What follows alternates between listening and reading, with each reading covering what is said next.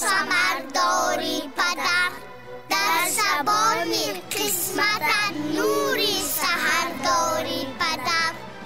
از محبت در دل بحرت گوهر داری پدر، بر جهان با دیده ای دیگر نظر داری پدر.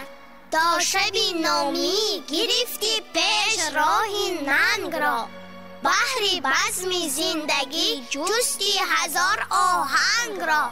تا سما بردی مقام دانش و فرهنگ را، خاک را زر کردی و هم لحو کردی سنگ را.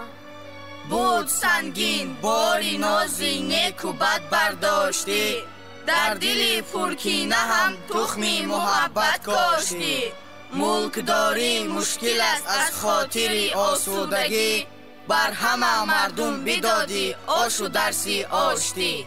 زنده کردی جشنها را در دیاری غم زده، تیرگان و مهرگان و فصل نوروز و سده.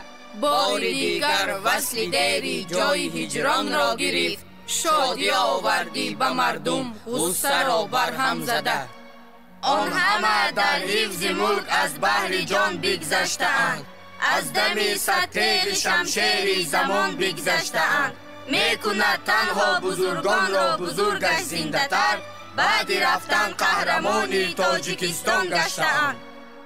روز اقبالت مبارک قبلگاهی نیک نام، مرد مشهوری زمان و شخص صاحب احترام. بر تو هر فرزند خواهد زندگی بردوام، سایه بالای سر بهر همه باشی مدام. کی ما را گفت که در دهر یتیمیم، شکر نامی پیشوای خلق و ملت میکنیم. مهر دانش از پیام پیشوا افروختیم، تربیت از مکتب بابای خود اندوختیم.